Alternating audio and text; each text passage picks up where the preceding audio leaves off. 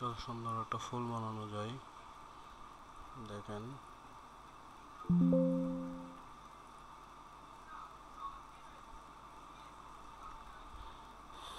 আশা করি সবার ভালো লাগবে। এটা ঠোলটা নিলাম, এই যে অ্যাঙ্কার পয়েন্ট হাতে অল চাপ দিয়ে অপশন আসবে 15% নিয়ে রেখে কপি করে নেব। তো কন্ট্রোল ডি চাপতে থাকবো, সবগুলো সিলেক্ট করে একসাথে কন্ট্রোল এ দিয়ে সিলেক্ট করবো, অল সিলেক্ট করে এটা গ্রুপ করে নেব। পর কপি করব, কপি করার পরে copy paste in back select করে শেপ এট অল শেপ ধরে ছোট করে নেব।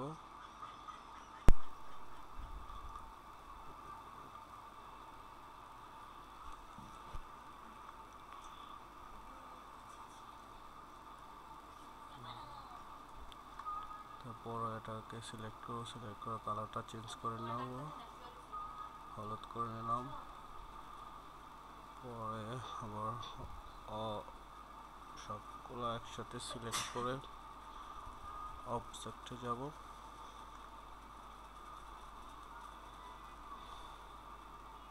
অবজেক্টে গিয়ে ব্যান্ড অপশনে যাব, ব্যান্ড অপশনে গিয়ে ব্যান্ড অপশন এভাবে রেখে ওকে করে দেব। আবার অবজেক্টে যাব, ব্র্যান্ডে যাব, মেক করে দেবো। দেখেন কত সুন্দর ইজিলি ফুল হয়ে গেল এটা। আশা করি সবার ভালো লাগবে। দেখতে পাচ্ছেন কত সুন্দর একটা ফুল হয়ে গেল ইজিলি।